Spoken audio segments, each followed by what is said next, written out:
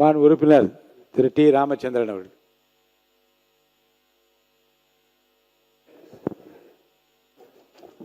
மாண்புமிகு பேரவைத் தலைவர் அவர்களே, 2026-27 ஆண்டுக்கான நிதிநிலை அறிக்கை மற்றும் வேளாண் நிதிநிலை அறிக்கையின் மீது அறிக்கையில் உள்ள நல்ல அம்சங்களை வரவேற்று இந்த அரசு செயல்படுத்த வேண்டியதை அரசின் கவனத்தில் கொண்டு வருவதற்காக இந்திய கம்யூனிஸ்ட் கட்சியின் சார்பாக பேச வாய்ப்பளித்த தங்களுக்கு நன்றியை தெரிவித்துக் கொள்கிறேன்.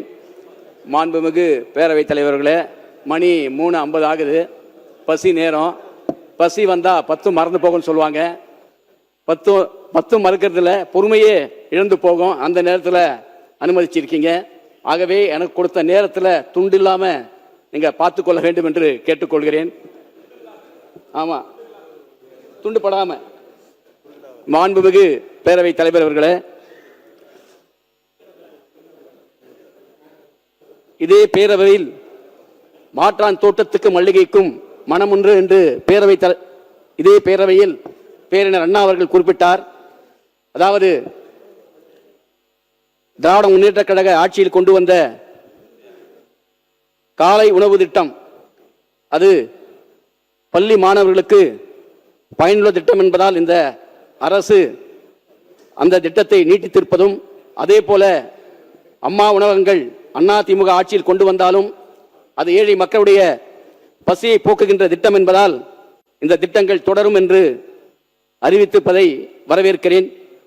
அதே போல மூத்த குடிமக்களுக்கு 100 நடமாடும் மருத்துவமனைகள், மாணவர்களுக்கான செயற்கை நுண்ணறிவு பயிற்சி, ஏஐ பயிற்சி, 2 மாதங்களுக்கு 500 யூனிட் மின்சாரம் நுகர்வோருக்கு 200 யூனிட் மின்சாரம் விலையில்லாமல் வழங்குவது, அதே போல கூவம், அடையாறு நதிகளை மீட்டெடுப்பது, இவையெல்லாம் நிதிநிலை அறிக்கையில் இடம்பெற்றிருப்பதை வரவேற்கின்ற அதே வேளையில் மகளிர் உரிமை தொகை மாதம் 2500 ரூபாய், வேலையில்லாத பட்டாதாரிகளுக்கு மாதம் 4000 உதவித்தொகை, ஆண்டுக்கு 6 எரிவாயு சிலிண்டர் உருளைகள், அதே போல பெண்கள் எல்லா பேருந்துகளிலும் கட்டணமில்லா பயணம், இவையெல்லாம் எங்கே என்று தொகுதிக்கு போனால் மக்கள் கேட்கிறார்கள்.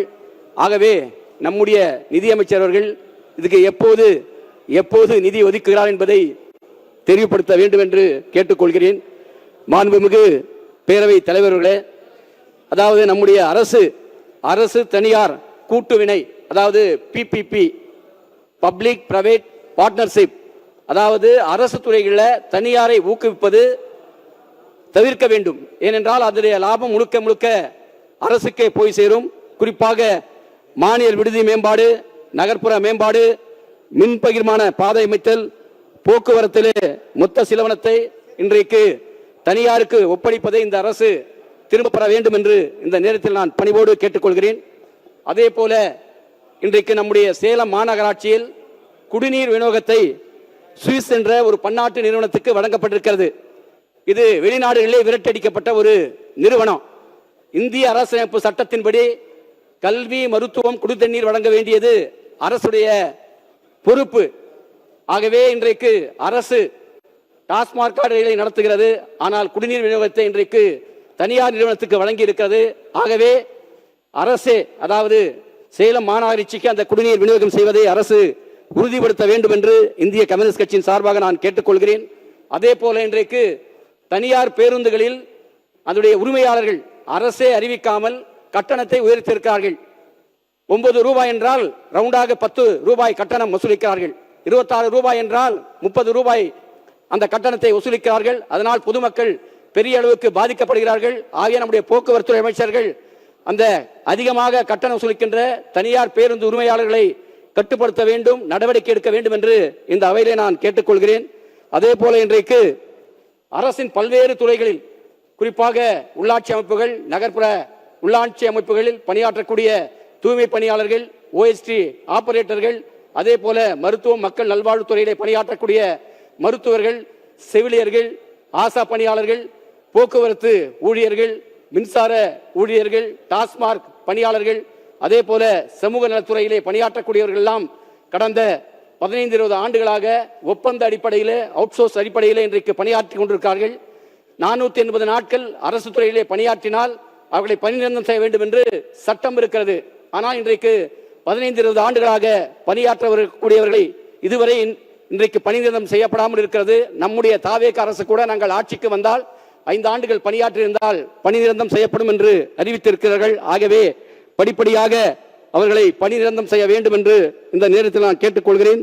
அதே போல அரசுடைய பல்வேறு துறைகளில் இன்றைக்கு 3,50,000 காலி பணியிடங்கள் இருக்கின்றன.